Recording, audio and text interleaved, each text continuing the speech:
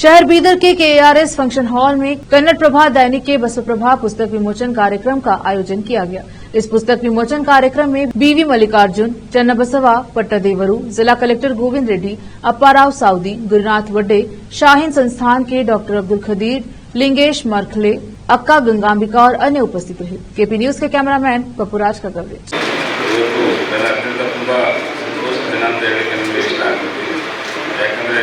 ಬಸವ ಕಲ್ಯಾಣದಲ್ಲಿ ನಮ್ಮದು physical structures ಬರ್ತಾಯಿತ್ತು. Physical structures ಅಂದರೆ ಕಟ್ಟಡಗಳು ಭಾಳಷ್ಟು ಬರ್ತವೆ, ಆದರೆ ಚಿಂತನ ಮಂಥನಗಳಿರುವ ಈ ಭೌತಿಕ ಕಟ್ಟಡಗಳು ಭೌತಿಕತೆಯನ್ನು ನಡೆಯುವಂಥ ಈ ಕಟ್ಟಡಗಳು ಬರಬೇಕಾಗಿತ್ತು. ಅಂಥ ಒಂದು ಭೌತಿಕತೆಯನ್ನು ಅಂದರೆ ಚಿಂತನ ಮಂಥನವನ್ನು ಜನರಲ್ಲಿ ಮಾಡುವಂಥ ಮತ್ತು ಚಿಂತನ ಮಂಥನಕ್ಕೆ ಜನರನ್ನು ಪ್ರೇರೇಪಿಸುವಂಥ ಒಂದು ಕಾರ್ಯವನ್ನು ಇಂದು ಕನ್ನಡಪ್ರಭ ಮತ್ತು ಅಪರವರು ತುಂಬ ಕಷ್ಟಪಟ್ಟು ಈ ಪುಸ್ತಕವನ್ನು ಬರೆದಿದ್ದಕ್ಕೆ ನಾನು ಅವರಿಗೆ ಧನ್ಯವಾದಗಳನ್ನು ಅಭಿನಂದನೆಗಳನ್ನು ಹೇಳಲು ಇಷ್ಟಪಡ್ತೀನಿ.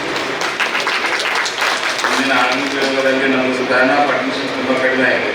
ಭಾಳ ದತ್ತವಾಗಿದ್ದರೆ ಮಂದಿ ಬರೋದು ಕಡಿಮೆ ಮಾಡ್ತಾರೆ. ಈ ವಾಟ್ಸಪ್ ಬಂದ ಮೇಲೆ ಸಣ್ಣ ಸಣ್ಣ ರೀಲ್ಸ್ ಭಾಳ ಒಂದು ಪುಸ್ತಕಗಳು ಇನ್ನು ಹುಟ್ಟಲಿರುವ ಜನಾಂಗದ ಆಸ್ತಿ ಅಂತ ತಿಳ್ಕೊಂಡು ಅಡಿಸನ್ ಹೇಳ್ತಾನೆ. ಪುಸ್ತಕಗಳು ಸಂಸ್ಕೃತಿಯ ದೇಗುಲ, ಭವಿಷ್ಯತ್ತಿನ ತಳಹದಿ ಅಂತ ತಿಳ್ಕೊಂಡು ಇಲ್ಲಿ ತತ್ವಜ್ಞಾನಿಗಳು ಹೇಳ್ತಾ ಇದ್ದಾರೆ.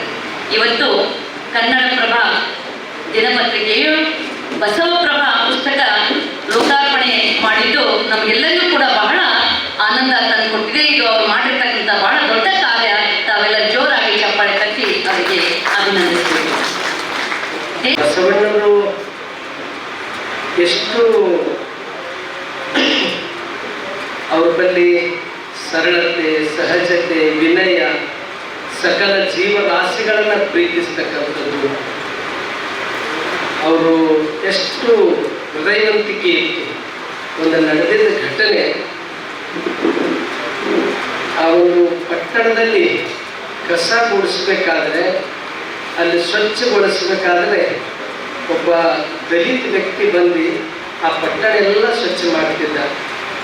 ಒಂದು ದಿನ ಅವರು ಏನು ಮೆಸೇಜ್ ಕೊಡ್ತೀರಿ ಸರ್ ಸಮಾಜಕ್ಕೆ?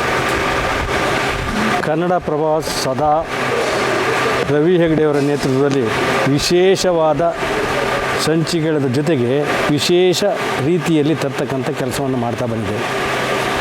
ರವಿ ಹೆಗಡೆಯವರು ಬೇರೆ ಬೇರೆ ರೀತಿಯಲ್ಲಿ ಇವನ್ನು ಸುವರ್ಣ ಚಾನಲ್ಗೂ ಕೂಡ ಅವರು ಮುಖ್ಯದಿಂದಾಗಿ ಅವರು ಸಾಕಷ್ಟು ಸುಧಾರಣೆಗಳನ್ನು ಮಾಡಿದರು. ಅದೇ ರೀತಿಯಲ್ಲಿ ಕನ್ನಡಪ್ರಭದಲ್ಲಿ ಸಾಕಷ್ಟು ಸುಧಾರಣೆಗಳನ್ನ, ಸಾಕಷ್ಟು ವಿಶೇಷ ಸಂಚಿಕೆಗಳನ್ನು, ಸಾಕಷ್ಟು ಬದಲಾವಣೆಗಳನ್ನು ತಂದಿದ್ದಾರೆ.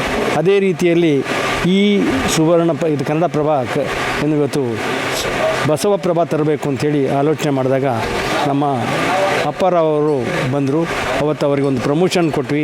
ಪ್ರಮೋಷನ್ ಕೊಟ್ಟ ತಕ್ಷಣ ಅವರು ನಾನು ಬಸವಪ್ರಭವನ್ನು ಅಂಥವ್ರನ್ನ ನೆನೆಸ್ತಕ್ಕಂಥ ಈ ಪುಣ್ಯ ಭೂಮಿಯಲ್ಲಿ ಶರಣರು ಓಡಾಡಿದಂಥ ಜಾಗದಲ್ಲಿ ಇವತ್ತು ಒಂದು ಒಳ್ಳೆಯ ಕಾರ್ಯಕ್ರಮವನ್ನು ಮಾಡಿದ್ದೀರಿ.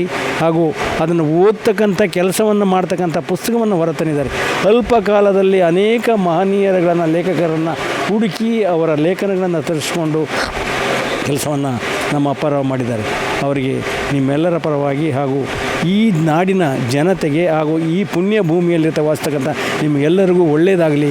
ಇನ್ನೂ ಮತ್ತೆ ಬಸವ ತತ್ವಗಳನ್ನು ಪ್ರಚಾರ ಮಾಡ್ತಕ್ಕಂಥ, ಬಸವಣ್ಣ ಆದರ್ಶಗಳನ್ನು ಪಾಲಿಸ್ತಕ್ಕಂಥ ಶಕ್ತಿಯನ್ನು ನಿಮಗೆಲ್ಲರಿಗೂ ಕೊಡಲಿ ಅಂತೇಳಿ ಪತ್ರಿಕೆಯ ಪ್ರಧಾನ ಸಂಪಾದಕರಂಥ ನಮ್ಮ ರವಿ ಹೆಗಡೆ ಸರ್ ಅವರ ನೇತೃತ್ವದಲ್ಲಿ ನಮ್ಮ ಸಂಪಾದಕ ಸಮನ್ವಯ ಆದಂಥ BV ಮಲ್ಲಿಕಾರ್ಜುನ್ ಸರ್ ಅವರ ಮಾರ್ಗದರ್ಶನದಲ್ಲಿ ನಾವು ಕನ್ನಡಪ್ರಭದ ಒಂದು ಬಸವಪ್ರಭ ಸಂಚಿಕೆಯನ್ನು ಹೊರತರಲಿಕ್ಕೆ ಯಶಸ್ವಿಯಾಗಿದ್ದೀವಿ. ಬಸವ ಕಲ್ಯಾಣ ಮತ್ತು ಬಸವಾದಿ ಶರಣರ ಕುರಿತಂತೆ ನಮ್ಮ ರಾಜ್ಯದ ಪ್ರತಿ ಮೂಲೆಗೆ ಈ ಮಾಹಿತಿ ಸಿಗಲಿ ಮತ್ತು ವಿಶ್ವದ ಎಲ್ಲೆಡೆ ಬಸವ ಕಲ್ಯಾಣ ಮತ್ತು ಬಸವಾದಿ ಶರಣರ ತತ್ವ ಆದರ್ಶಗಳು ಮುಟ್ಲಿ ಎಂಬ ಕಾರಣದಿಂದ ನಮ್ಮ ಕನ್ನಡಪ್ರಭ ಒಂದು ಚಿಂತನೆಯನ್ನು ಹಾಕ್ಕೊಂಡಿತ್ತು.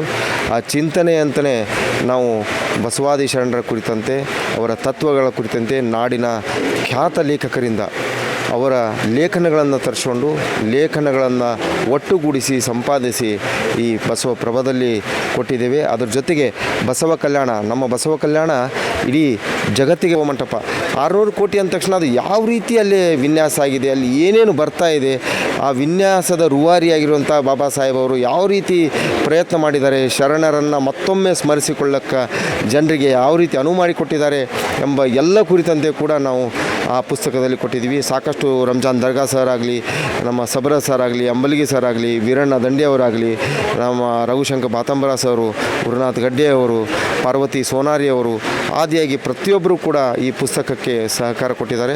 ಅವರೆಲ್ಲರಿಗೂ ಕೂಡ ನಾವು ಚಿರಋಣಿಯಾಗಿರ್ತೇವೆ. ನಮ್ಮ ಕನ್ನಡಪ್ರಭ ಬೀದರ್ ಜಿಲ್ಲೆಯ ಬಳಗ ಇಂಥ ಒಂದು ಪ್ರಯತ್ನದಲ್ಲಿ ಯಶಸ್ವಿಯಾಗಿದೆ ಅಂತ ಹೇಳೋಕ್ಕೆ ನಾನು ಬಯಸ್ತೇನೆ. ಪ್ರತಿಯೊಬ್ಬರಿಗೂ ಧನ್ಯವಾದಗಳು ಸರ್.